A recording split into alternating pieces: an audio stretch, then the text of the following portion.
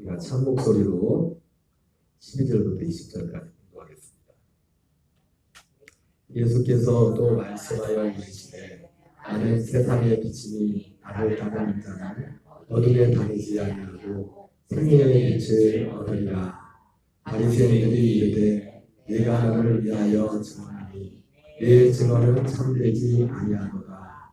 예수께서 대답하여 이르시되 내가 나를 위하여 증언하고 내 증언이 참되니 나는 내가 어디서 오며 어디로 가는 것을 알거니와 너희는 내가 어디서 오며 어디로 가는 것을 알지 못하느니라. 너희는 육체를 따라 판단하나 나는 아무도 판단하지 아니하노라. 만일 내가 판단해도 내 판단이 참되니 이는 내가 혼자 있는 것이 아니요 나를 보내시니가 나와 함께 계시니라. 너희 율법에도 두 사람의 증언이 참되라 기록되었으니 내가 나를 위하여 증언한 자가 되고 나를 보내신 아버지도 나를 위하여 증언하시느니라. 이에 그들이 묻되 내 아버지가 어디 있느냐? 예수께서 대답하시되 너희는 나를 알지 못하고 내 아버지도 알지 못하느니라. 나를 알았더라면 내 아버지도 알았으리라. 이 말씀을 성전에서 가르치실 때 헌금 앞에서 하셨으나 잡는 사람이 없으니 이는 그의 때가 아직 이르지 아니하였음이로라. 아멘. 오늘은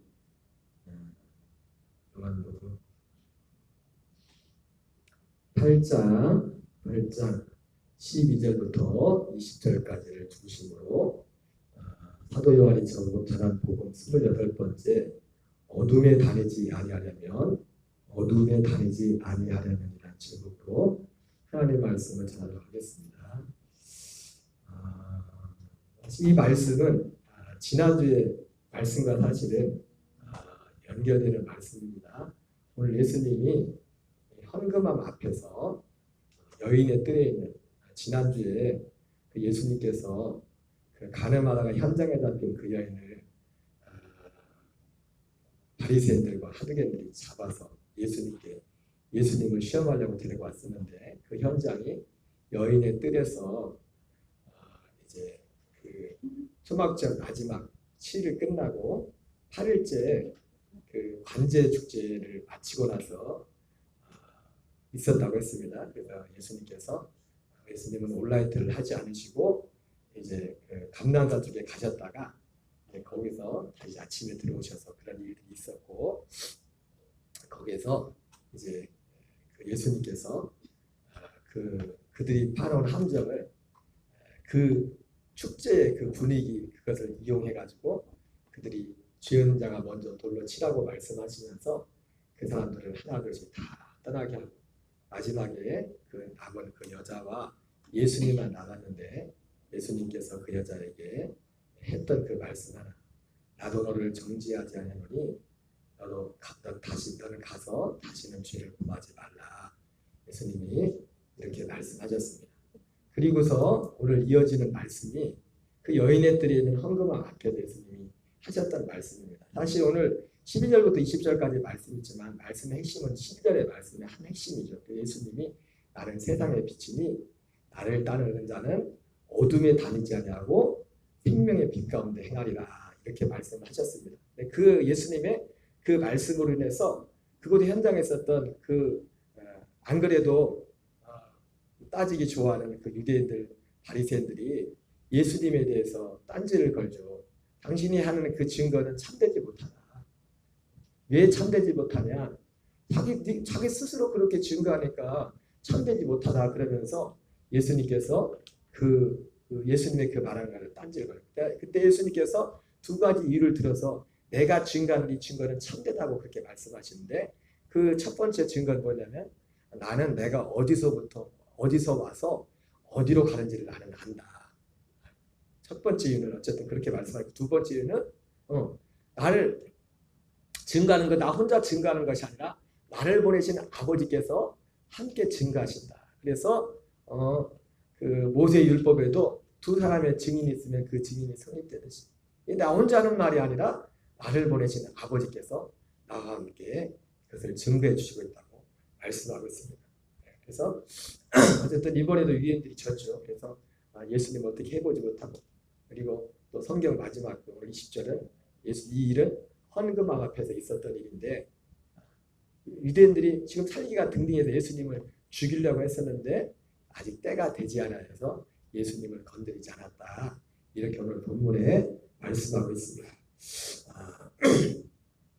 그러면서 오늘 예수님이 사실은 그래서 오늘 이 말씀이 지난주에 있었던 말씀,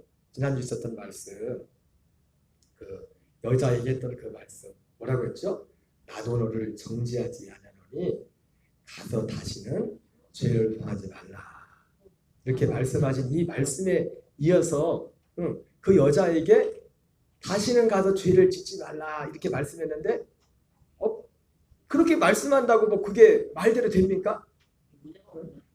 우리가 모든 걸 몰라서 그것을 다 행하지 못하느냐고, 알고도 행하지 못하는 게 많지 않습니까? 그래서 예수님께서 지난주에 그 여인에게 그렇게 말씀했다면 바로 오늘 12절에서는 그 방법을 말하는 겁니다. 어떻게 하면 다시는 죄를 범하지 않는가, 거기에 대해서. 그래서 그 비결은 뭐였습니까?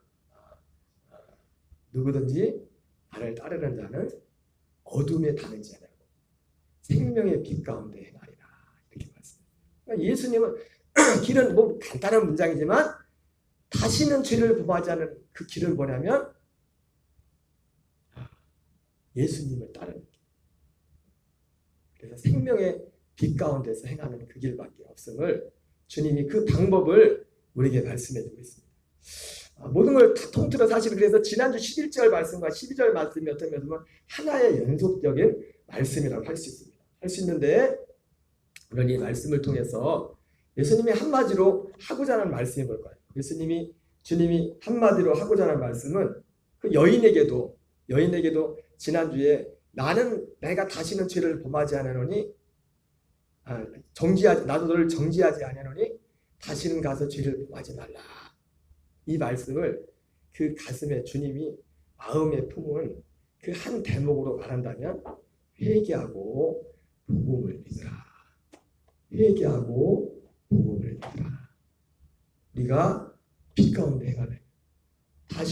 여인에게 다시는 죄를 범하지 말라고 했는데 그 말씀을 행하려면 회개하고 복음을 믿는 길밖에 없습니다. 오늘 우리가 그 찬양을 불렀죠. 아버지 당신의 마음이 있는 곳에 찬양을 불렀는데 여러분 주님의 마음이 어디 있을까요? 주님의 마음. 아버지의 마음이. 예, 아버지의 마음은 구약시대에 보면 특별히 가난한 자들, 특별히 고아와 과부들, 연약한 자들, 그들 특별히 구약 성경 같은 경우는 그런 면들이 많이 나옵니다. 병들고 연약하고 가난하고 그리고 고아나 과부나. 그래서 육체로 오신 예수님께서도 그러한 사람들을 돌보시고 그런 일을 하셨어요. 그러나 예수님의 마음이 있는 곳은, 주님의 마음이 있는 곳은 어느 날 갑자기 세상에 와보니까 제가 병들어서 힘들겠다. 제가 가난해서 힘들겠다. 이러자니 힘들겠다. 물론 그 상황을 보고서 주님이 마음을 아파하시고 그렇게 하셨지만은 주님의 마음은요, 이 땅에 올 때부터 주님의 마음은 오직 하나밖에 없었습니다. 하나밖에. 주님의 마음은 모든 사람들이, 주님의 마음은 창세전에 그리스도 안에서 우리를 택하시고 우리를 그 앞에서 흠이 없는 자로 세우시고 예정하셔서 자기의 아들들 되게 하고자 하는 주님의 마음은 오직 거기에밖에 없어. 거기에밖에. 그러니까 우리도 이 찬양을 부르면서도 아버지 당신의 마음이 있는 곳에, 단지 옛날에는 우리가 믿음이 어디에 따라서 그 사람이 예수님을 등지고 주님을 의지하지 않고 자기 힘으로 살려는 걸 보면서, 그리고 또 어떤 때는 가난하고 병들고 이런 모습을 보면서, 또 어떤 때는 인간적으로 안타까운 그 모습을 보면서 그 마음이 주님이 구약시대에 많이 표현했던 것처럼 하나님의 마음도 과부나 가난한 자나 여기에 있었던 것처럼 그런 거기에 아버지 마음이 있는 것처럼 우리의 마음도 거기에 마음을 가는 것을, 이 찬양을 부르면서도 그 마음의 중심에 아버지의 마음이 있는 곳에 우리가 그리는 그 그림이 거기 안에 머물러 있을 때 말했어요. 그러나 진짜 아버지의 마음은 가난한 사람이든 병든 사람이든, 어떻게 보면 아버지의 마음은 거기 하는 것이 아니라 아버지의 마음은 어디에 있어요? 오직 아버지의 마음은 예수님이 와보니까 상황이 이래서 마음이 단지 거기에 있는 것이 아니라, 물론 그런 상황들을 무시하는 건 아니지만 아버지의 마음은 오직 하나, 창세전부터 그리스도 안에서 예정하셨던 거기에만 아버지의 마음이 있어요. 아버지의 마음, 주님 마음. 그래서 우리가 찬양을 부를 때 이제는 분명히 우리가 복음 안에 산다면 똑같은 찬양을 불러도 내 마음과 감동과 내 느낌이, 내가 향하는 것이 어디에 있어야 되면 바로 그 약속 안에 내 마음이 있어요. 하나님의 마음은 오늘도 여러분, 우리가 아버지의 마음에 거기에 있지 않다면, 사도 바울이 고린도서 15장에서 말했던 것처럼 우리가 다만 바라는 것이 이 세상의 삶뿐이면 우리가 가장 세상에서 불쌍한 자라고 했는데, 아버지의 마음이 그냥 단지 우리가 인간적으로 생각하는 거기에 아버지의 마음이 있다면 하나님 아버지가 그렇게 내버려두면 안 되죠. 예수님을 그렇게 잘 믿고 정말 신실하고 주님을 바라는데 그렇게 고생하고 힘들게 하면 안 되죠. 그러면 안 되잖아요. 그런 아버지의 마음은 거기에 있지 않아요. 물론 가난한 자에게도 마음을 가지고 계시고 연약한 병든 자에게도 마음을 가지고 계시지만은 궁극적으로 아버지의 마음은 어디에 있냐면 하나입니다. 아버지의 마음. 창세전에 그리스도 안에서 예정하지.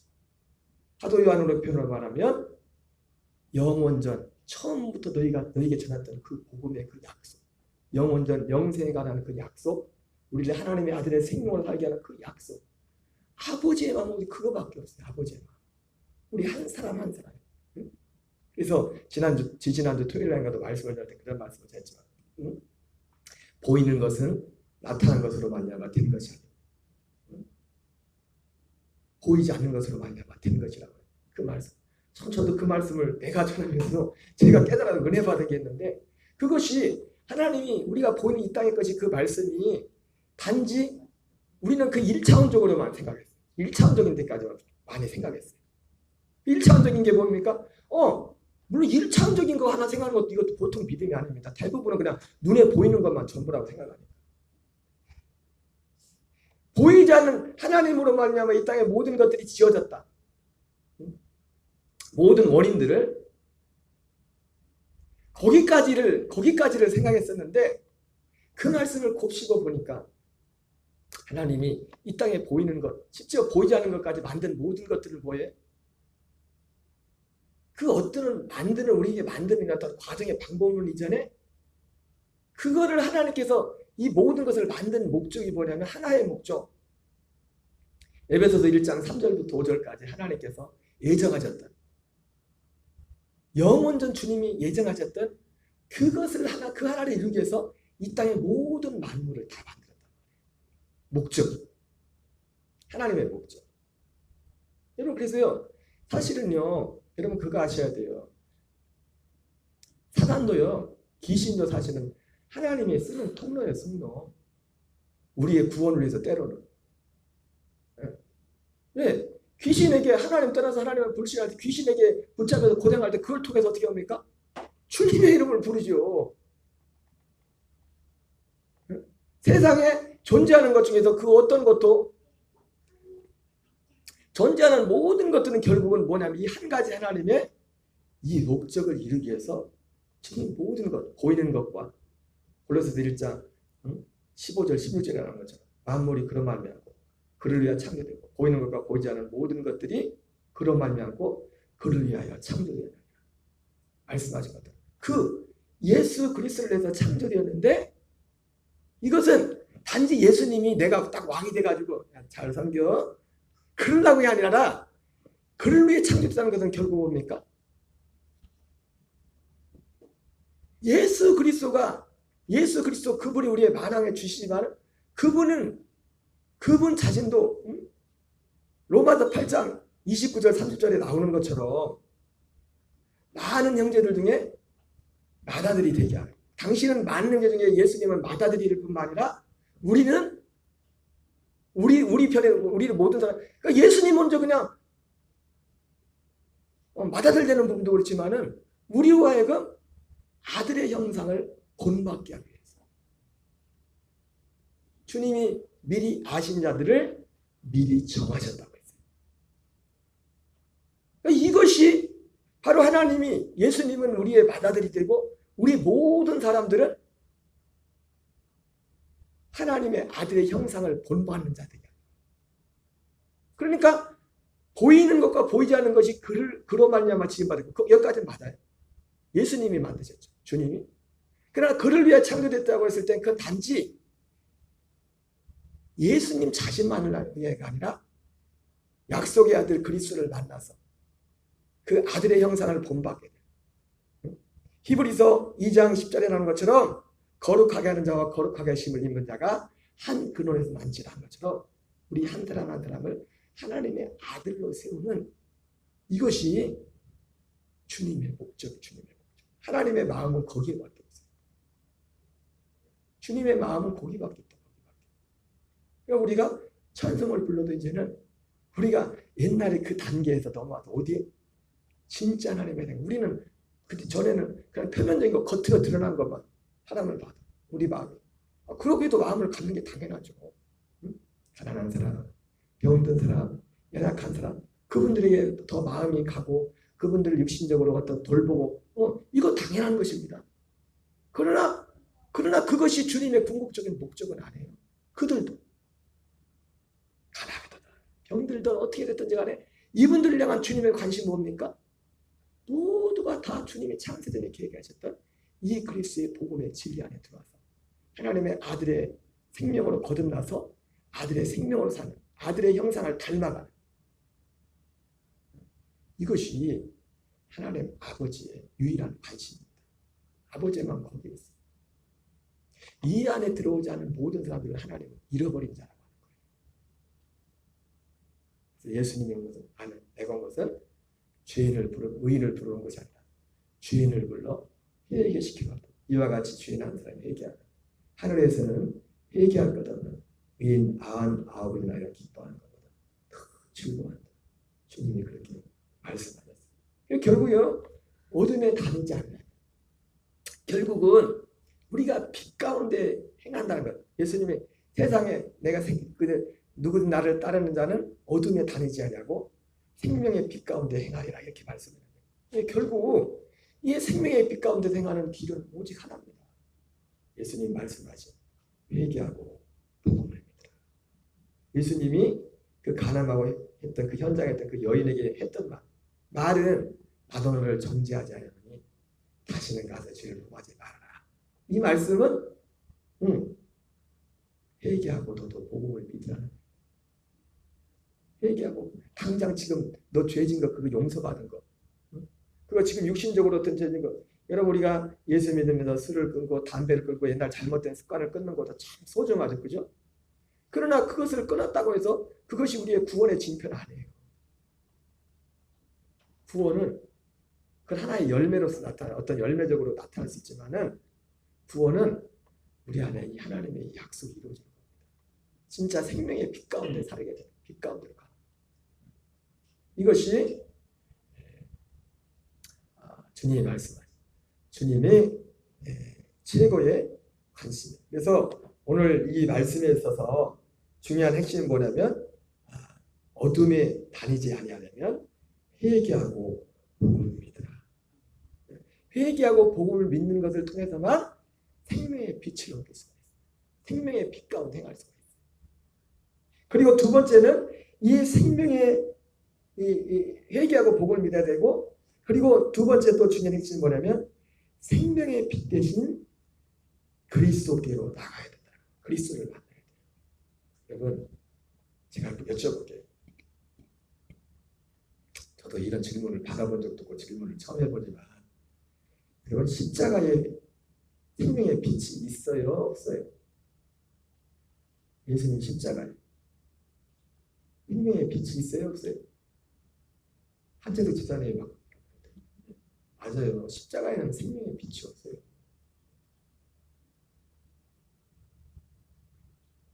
십자가는 죽음의 자리예요. 반드시 통과해야 되는 자리지만 죽음의 자리예요. 예수님도 죽었고 우리도 죽어야 돼.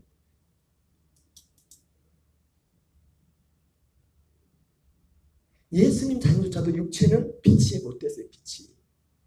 그 육체 가운데 그 안에 생명의 빛, 육체로 오신 초림 예수님도 그 육체 안에 생명의 빛이 있었죠. 근데 하나님의 목적이 뭐냐면 우리 영혼을 그 생명의 빛 가운데로 들어가도록 하는 거예요. 그래서 회개하고 우리가 어둠에 다니지 않으면 회개하고 복음을 믿어야 되는데 뭘 회개합니까? 윤리 도덕적으로 잘못한 것도 율법에 비해서 회개해줘. 내가 하나님을 두려워하지 못했던 사람 하나님을 두려워하게 되고 감사하지 못했던 사람 하나님을 감사하게 되고 내 힘으로 살려고 했던 사람이 하나님을 의지할 수 이것도 일종의 하나님의 회개죠. 그러나 그것은 그 회개도 소중하지만 그 회개를 가지고는 우리에게 이 빛이 들어오지 못합니다. 여러분 주에는 요한복음 16장에 나온 것처럼 성령이 오시면 죄에 대하여 의에 대하여 심판에 대하여 세상을 책망하시라고 말씀했는데 죄의 하나면 성령이 오셔서 밝히는 오직 한 가지 죄. 그 한 가지 죄는 뭡니까? 나를 믿지 않습니다. 예수님을 믿지 않습니다. 근데 어떤 예수님? 어떤 예수님? 이 약속을 이루는 예수님. 십자가와 부활을 통해서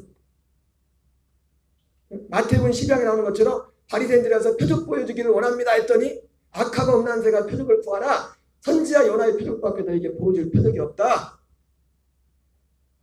요나가 밤낮 사흘 동안 밤낮 물고기 뱃속에 있었던 것처럼 인자도 밤낮 사흘 동안 땅속에 있어요. 예수님의 죽으심과 부활을 통해서 이루신 주님의 그 약속, 하나의 그 약속.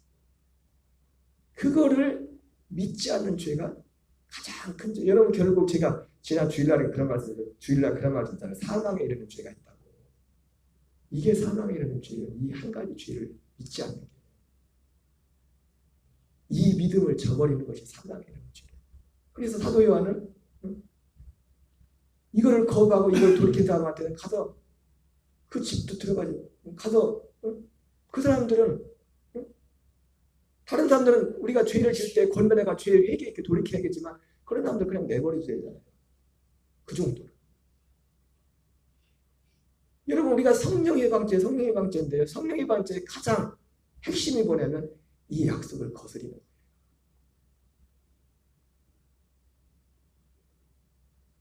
그 마태복음 12장에서 성령의 방죄에 대해서 말하잖아요. 그죠? 그리고 바로 이어지는 게 선지자 요나의 표적에 대해서 말한다. 악하고 음란하지. 그래서 우리가 어둠에 다니지 않으면 회개하고 복음을 믿어야 돼요. 물론 그 첫 번째 단계가 율법적인 회개지만 그 복음적인 회개 뭡니까? 이것을 믿지 않는 것.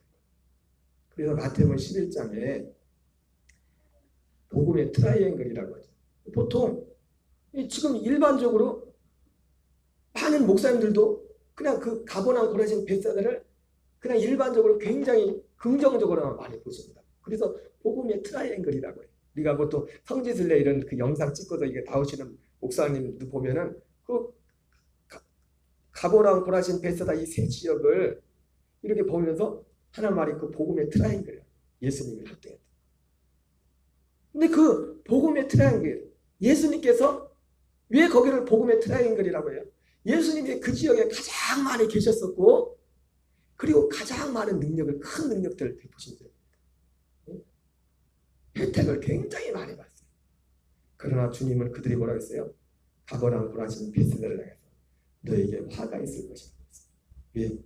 회개하지 않냐. 뭘 회개하냐? 이 한 가지를 믿지 않아요. 이 한 가지. 이 한 가지에 대해서 관심을 갖지 않았어요. 예수님이 오신 목적은 예수님이 오셔서 가버나움 고라신 벳사다 지역에서 병자도 고치고 귀신도 내쫓고 오병의 기련을 일으키고 수많은 일들을 하셨지만은 그러나 예수님이 오신 그 목적은 물론 지금도 그런 일들은 해야 됩니다.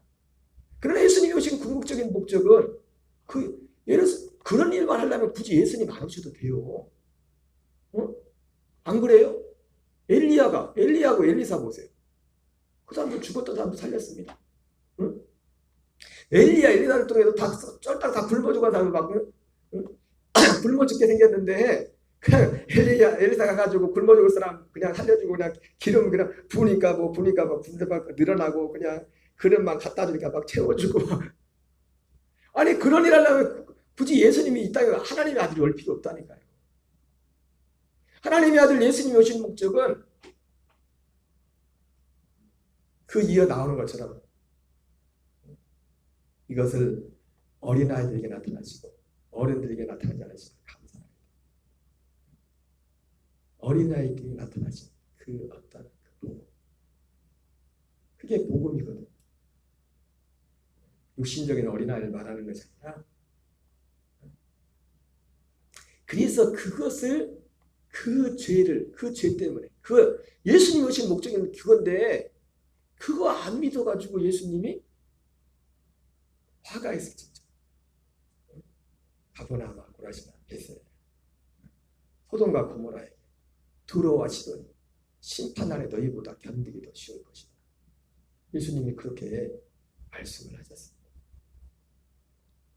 그럼 우리가 어둠에 다니지 않는 길은 오직 하나밖에 없어요. 주님의 복음. 그 복음의 진리 안에 실제로 우리가 연합하는 길밖에 없습니다. 회개가 뭐냐면 바로 그 복음을 향하는 게 회개예요. 회개하고 복음을 믿다. 회개하고 복음을 믿다. 그러니까 그 지난주 말씀했던 그 여인에게 예수님이 하셨던 말씀. 나도 너를 내 죄를 정죄하지 않으니 가서 다시는 죄를 범하지 말라. 예. 그 말이 어떻게 될지 모르지만 그 말을 한마디로 회개하고 복음을 믿으라는 거예요. 그래서 오늘 어둠에 다니지 않으려면 예수님을 따르는 길밖에 없다. 생명의 빛 대신 예수님을 따르는 길밖에 없다고 했어요. 그래서 이 생명의 빛 대신 예수님께 가려면 단지 예수님이 나를 위해 죽으셨습니다. 그러면 이 십자가는 너무나 소중한 겁니다. 그러나 그거 가지고서 지난번 몇 달 전에 다녀갔던 일산의 사모님이 그런 말씀을 하죠. 물론 우리가 육을 입고 있기 때문에 사람이 어떤 환경적인 그런 것을 무시할 수 없지만 같이 살아가시는 육회하시고 살아가시는 사모님 여러 가지로 고민을 하고 갈등을 하고 그렇게 순수하고 주님의 사랑에 그렇게 감동하고 해가지고 그 사역들을 하시는데 너무 지치고 그리고 이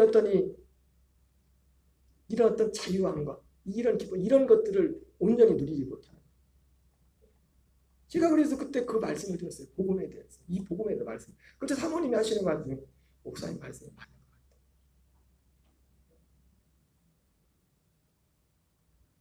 우리가 예수님의 십자가와 또 우리가 그분을 사랑하고 우리가 그분을 사랑하는 것이 소중하지만 그것만 가지고 안 돼요. 십자가에서는 우리 자신이 우리의 무능과 우리의 죄와 우리의 모든 것들이 장사를 지내는 곳이고 거기서 로마서 7장 사도라는 것처럼 이러면 우리가 그리스도로 말미암아 율법에 대해 죽임을 당했어요. 이제는 다른 이고 죽은 자 가운데서 가서 죽은 자가 다시 살아나시게 가서 하나님을 위한 열매가 되게 합니다. 바로 이것이 죽은 자가 살아나서 다시 우리가 나타나시는 그리스도께 거기에 가서 거기에서 비로소 그 안에서만이 우리가 하나님의 약속이 우리에게 주고 내가 그리스도에서 함께 십자가에 못 박혀 죽었나 그런데 이제는 내가 사는 것이 아니고 오직 내 안에 그리스도께 사는 것이다. 이것이 실제가 될 때 이것이 우리가 비로소 그리스도로 옷을 입게 돼요. 빛의 옷을 입는 겁니다. 로마서 13장에 이제 너희가 이 시기를 알거니와 자다가 깰 때가 벌써 가까웠습니다. 이는 이제 우리의 구원이 처음 믿을 때보다 가까웠습니다. 밤이 깊고 낮이 가까웠습니다. 그러므로 어둠의 옷을 벗고 빛의 갑옷을 입자. 그 빛의 갑옷이 뭐예요? 빛의 갑옷이 생명입니다. 생명. 우리의 철저히 우리 옛사람에는 여러 가지가 있죠. 우리가 로마서 갈라디아서 5장에 나오는 것처럼 육체의 일은 현재 아닌 것처럼 어떤 우리가 생각하는 수많은 어떤 죄들이 있고 그런 죄들만 말고 또 어떤 죄가 있어요? 여러분, 우리는 걱정하고 근심하는 걸 죄라고 생각하고 걱정 근심도 큰지 똑같은 죄입니다. 육체에서 나고 육체에서 걱정 근심. 그리스도의 생명 안에 하나님의 약속은 뭡니까? 요한복음 14장 2절에 평안을 너에게 끼치노니 나의 평안을 너에게 주노라. 이 평안은 세상에 주는 것 같지 않아요. 너희는 마음에 근심하지도 말고 두려워하지도 말라. 여러분, 우리의 옛사람의 마음은 근심하고 두려워하지 말라고 한다고 안 됩니까? 그게? 그거는 그리스도의 생명 안에만 있는 거예요. 그 평안은. 그 평안. 거기에 철저히 우리가 주님의 복음을 받아들이고 철저히 거기에 우리가 선자 연합할 때 비로소 나를 따른다는 어둠에 다니지 않아요. 어둠에 다니는 것이 꼭 우리가 생각하는 윤리적인 그런 죄들만 죄가 아니라 염려하고 근심하고 낙심하고 이거 다 똑같은 겁니다. 제가 항상 말씀드리죠. 교만한 거나 낙심한 거나 똑같다. 그게 다 기준이 어디야? 자기가 기준이에요. 자기가 육신적으로 잘할 때 교만한 거고 육신적으로 보면 낙심되는 거. 이 다 육신이 기준이고 육신의 기준. 이거를 다 진짜 친히 나무에 달려 그 몸으로 우리 죄를 담당하셨으니 이는 우리로 죄에 대해 죽고 의에 대하여 살게 하시니. 예수님이 친히 나무에 달려서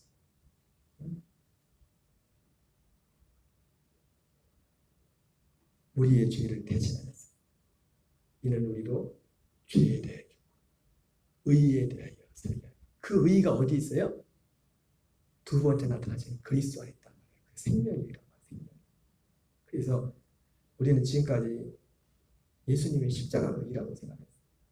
여러분, 십자가는 소중하지만 십자가는 우리의 죄를 담당하는, 복음에는 하나님의 의가 나타났다고 했죠. 그 복음에 하나님의 의가 뭡니까? 생명의 생명, 하나님의 아들의 생명의 의라. 그래서 복음으로 산다는 건 뭐예요? 그 생명으로 산다는 거예요. 생명으로. 하나님의 아들의 생명으로 산다는 거예요. 우리가 정말 어둠에 다니지 않으려면 이 지식을 철저히 받아들여야 돼요. 분명하게 받아들여야 돼요. 근데 안타깝게도 많은 분들은 아직까지 십자가만 붙들고 있습니다. 그리고 십자가만 복음이에요. 여러분, 복음은 십자가 이전에 주어진 겁니다. 범죄하기 전에 주어진 게 복음이라고요. 죄인된 범죄한 우리를 위해서는 십자가는 반드시 필요합니다. 그러나 십자가가 복음은 아니라고. 십자가는 복음의 중보지. 복음의 중보지. 왜? 우리가 죽음을 통과해서. 갈라디아 2장 6절이 정확하잖아요. 내가 그리스도에서 함께 십자가에 못 박혀 죽었나니. 로마서 7장 4절에 그러므로 우리가 율법에 대해 죽임을 당하였으니. 율법에 어떻게 죽임을 당합니까? 십자가에서 예수님이 우리의 율법에 예수님이 때가 참에 율법 아래 나신 것은 율법에 있는 자들의 죄를 속량하시기 위해서. 예수님이 율법 가운데 태어나시고 율법 아래 있는 자들을 속량해서 어떻게 속량합니까? 율법의 저주를 육신으로, 그 율법의 저주를 예수님이 친히 담당하시고 율법의 저주를 담당하신 겁니다. 그래서 예수님이 율법 아래 태어나셨어요. 육체로 오신 것, 육체로 오셨다는 것은 또 어떤 의미가 있는, 바로 율법 아래 태어나는 거예요. 율법 아래. 예수님. 그래서 예수님이 육체로 계실 때는 아직 신약이 아니에요. 구약이 아직 그때까지. 언제부터 신약이 시작되는 거예요? 오순절부터 신약이 시작되는 거예요. 약속이 이루어지면서. 주님의 약속이 이루어지면서. 그러니까 마태, 마가, 누가, 요한복음 그 시대, 그 시간으로만 보면 그 복음을 쓴 때는 신약 시대에 쓴 거지만 그 마태, 마가, 누가, 요한복음의 그 배경은 구약이라. 구약 시대에 있었던 거라. 구약 시대. 신약은 사도행전부터 시작되는 거예요. 하나님의 약속이 실제 이루어져서 그때부터 시작되는 거예요. 십자가는 너무 소중합니다. 그 과정을 반드시 거쳐야 돼. 십자가가 있어야 돼요. 율법에 대하여 죽임을 당하였으니 그러므로 이제는 이 과정을 거쳐야 그 다음 과정으로 갈 수 있단 말이에요. 내가 그리스도에서 함께 십자가에 못 박혀 죽었나니 그 다음이 있어야 그 다음 과정, 이제는 그 다음 과정이 있다. 그러나 십자가가 복음이 아니고 그 다음에 그 과정이 복음이라고 주님이 영원전에 약속했던 것이 그게 복음이라고 해. 그 다음 마지막 그것이. 그것이 우리가 빛 가운데 생활하는 그 안에 들어가야 우리가 빛 가운데 살 수 있다. 거기에 빛 대신. 그래서 누구든지 그리스도 안에 있으면 새로운 피조물이에요. 여러분 저는 여전히 옛사람으로는 여전히 부족한 허물이 있고 어머니 엊그제도 어제 저녁인가 오늘 아침인가 나오더만 딱 오더만 제가 차마 입에 담을 여러분한테 말해서 제 치부를 딱 얘기하더라고요. 당신 목사님이 그렇게 되냐 그러면서 생활 가운데 제가 참 말하기는 남자들만 아는 페이브치가 있어요. 또 상상 뭘까 하고 또 상상을 하는데 여러분 육신적으로는 연약함이 허물이 있다고요. 허물이. 근데 내 속에는 내가 그냥 의지적으로 아니라 분명히 내 속에 확신하는 건 뭐냐면 내 안에 새로워진 새 생명이 있어요. 여기에 대한 확신과 인식. 이것이 죄를 이기는 것이죠. 죄가 내 뱃살 통해서 내가 이게 역사하고 그런 부분도 있지만 그런 것들도 이거를 나는 이제는 그게 와도 그게 별로 걱정이 안 돼요. 왜? 이게 와도 내 이 믿음을 볼 때 나 예수님과 십자가 이렇게 죽었고 주님이 내 이 생명에 연합한 것을 이걸 확신하기 때문에 이 가운데 이 믿음을 오면 조금 있다 그 힘을 얻고 사라져서 없어져요. 마음에 왔던 어둠들이. 여러분 길은 없어요. 길. 주님이 우리에게 주신 복음은 인간이 범죄하기 전에 아담과 선악과를 따먹기 전에 주신 약속이에요. 다만 아담과 선악과를 따먹은 것 아니야. 예수님이 십자가에서 피를 흘려야 될 이유가 생긴 거예요. 왜? 죄 때문에. 하나님의 약속은 디도서 1장 1절 2절 말씀, 에베소서 1장 3절 4절 말씀, 골로새서 1장 26절 27절 말씀, 요한일서 2장 24절 25절 말씀, 베드로후서 1장 4절 말씀. 이 정도 다 알죠? 오늘 요것만 다음 주일날 물어볼 거예요. 요 성경구절, 요 정도 성경구절은 이제 다 알고 있어야 돼요, 여러분들이. 이게 복음이라고, 이게 복음. 영원 전에 주님이 약속했던, 범죄하기 전에 약속했던 그 약속에 가기 전에 예수님이 십자가를 통과해야 돼요. 십자가를 죽으시기 필요합니다. 그 십자가를 통해서 또 육신적으로는 하나님이 우리를 얼마나 사랑하는지. 요한복음 15장 13절 말씀처럼 친구를 위하여 목숨을 버리면 이보다 더 큰 사랑이 없는 그잖아요. 여러분 하나님 우리를 사랑하는 거요. 육신적으로 우리를 사랑하는 거 십자가보다 더 큰 증거는 없어요. 친구를 위하여 목숨을 버리면 이보다 더 큰 사랑이 없나니. 누구를 위해 생명을 주겠어요? 누구를 위해서? 어떤 사람? 그러니까 우리가 이 세상의 것 어떤 필요를 구할 때도요. 이거 하나 이 확신만 있어도요. 하나님 앞에 담대히 나갈 수 있죠. 그러나 죄송하지만 그것만 가지고는 거기에 구원은 없어요. 예수님의 십자가의 그 사랑을 먼저 우리 확신하고 막 거기에서 이 십자가는 또 뭐냐면 창세기 27장 11절에 나와요. 십자가는 예수님이 할례를 십자가 예수님이 할례 받은 거예요. 십자가는 쉽게 말하면. 할례를 창세기 17장 11절에는 뭐라고 하냐면 언약의 증표라고 언약의 표지. 예수님이 십자가에서 우리를 위해 죽으심으로 말미암아 우리를 정말 사랑한다는 것을 죽음을 통해서 증거해 줄 뿐만 아니라 그걸 통해서 그 우리 표면적인 그냥 1차적인 그 사랑뿐만 아니라 예수님의 십자가를 통해서 뭐랍니까? 내가 영원전부터 약속했던 그 약속을 반드시 이루리라는 것을 십자가를 통해서 확증을 주신 거야. 예수님의 십자가 죽음을 통해서. 그 다음에 우리 옛사람을 요한복음 12장 32절 33절 같죠. 예수님이 달리 그 십자가로 우리를 이끌어서 우리를 장사해요. 그 다음에 우리를 두 번째 나타나잖아요. 그리스도 다른 죽은 자 가운데 살아나신 그분께로 우리 영혼, 우리 옛사람은 거기서 십자가에서 장사지내버리고 우리 영혼을 두 번째로 다시는 그리스도로 영접해 주셨어요. 이걸 누굴 영접합니까? 회개하고 복음을 믿는 사람. 골로새 1장 13절 14절 말씀처럼 우리를 흑암의 권세에서 건져내사 그의 사랑의 아들이라고 부르셨어요. 여러분, 예수님이 누구를 흑암의 권세에서 건져내세요? 네? 회개하고 복음을 믿는 사람. 답을 좀 정했어요? 누구를 흑암의 권세에서 건져낸다고요? 회개하고 복음을 믿는 사람. 흑암의 권세에서 건져내사 그의 사랑의 아들이라. 누가복음 17장에 나오는 바리새인들이 하나님 나라가 어떻게 임합니까? 하나님 나라는 볼 수 있게 임하는 것이 아니고 또 여기 있다 저기 있다부터 너희 안에 하나님은 너희 안에 우리 안에 임하시는 그 하나님의 나라. 요한복음 14장에 나오는 다시 주님이 준비해서 거쳐서 우리의 영혼에 거쳐가 되지는 그리스도의 그 안으로 우리를 이끄셔서 영원한 성량을 이루시고 거기 우리를 아들의 생명으로 이 생명의 빛이 됐잖아요. 이 안에 생명이 있었잖아요. 우리의 영을 그 생명과 한 생명이 되게 하고 우리 자신 존재 자체가 빛이 되게 하는 겁니다. 빛이. 그리스도의 생명 안에 빛이 있었잖아요. 그죠? 그래서 우리가 빛의 어둠의 일을 먹고 빛의 갑옷을 입으려면 이 생명의 빛을 받아야 돼요. 그 생명과 연합할 때. 그 생명 안에 빛이 있기 때문에. 어떻게 생명과 연합합니까? 회개하고 복음을 믿음으로.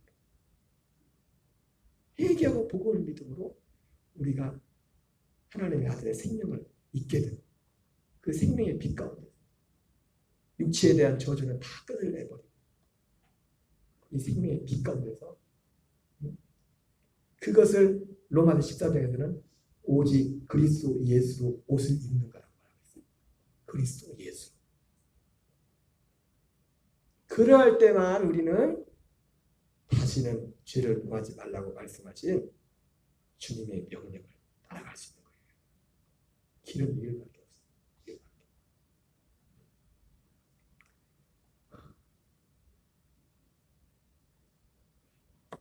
우리가 이 믿음의 경주에